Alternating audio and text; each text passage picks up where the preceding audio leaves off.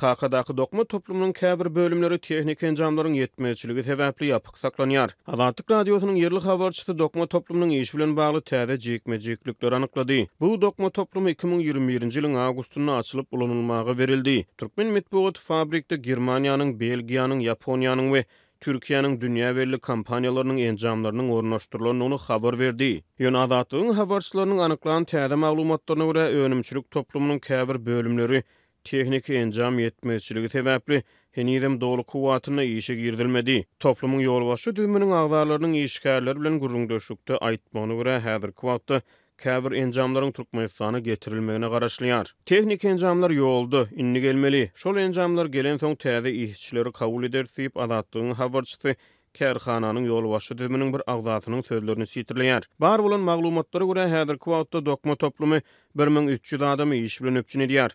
Habarçymyzyň anyklanan maglumatlaryna görä kompaniýanyň ýüztüregi işgäri Ahal vilayatynyň Änew şäheriniň, Gökdepe trawynyň we Aşgabat şäheriniň ýaşaýjylary bolup olar esasan toplumyň çägindäki bölümleri, ammarlara we beýleki möhüm bölümçilere ýolbaşlyk edýärler. Başga-da bäşi töweregi işgäri esasan Ahal vilayatynyň Duşok şäherçetiniň we Tejen şäherçetiniň ýaşaýjylary bolup olar garawul, bagwan ýa-da ammar işçileri hökmüne işleýärler. İşçilere ortaça 1600 manat töweregi aýlyk zähmet haky tölenýär. Döwlet medeniýetyne görä bu kärhananyň gurulşygyna 148 milyon dollar töweregi döwlet serişde sarf edildi.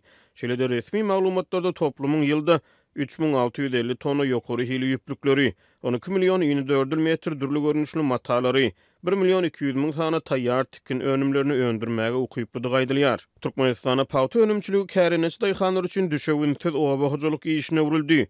Pawtanyň döwlet satyn alyş narhy 2018-nji ýylda sähel ýokarlandyrylan bolsa, pes bolmagyna galýar. Ýöne daýhanlar üçin düşewinsiz önümçiligi bilen owabahyjylyk işinden döwlet kärhanalary girdiji ýasýar.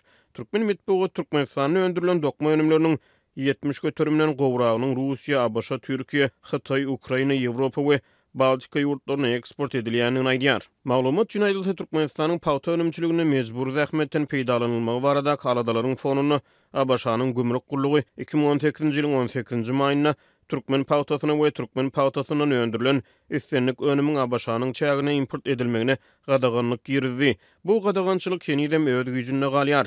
Mundan ozal insan hukuklaryny goraýjy halkary guramalar Türkmenistanyň öndürilen pawtanyň we dokma senagat önümleriniň esasan Türkiýanyň üstü bilen daşary ýurt bazarlaryna, şol sana Ýewropa bazarlaryna eksport edilýänini anykladylar.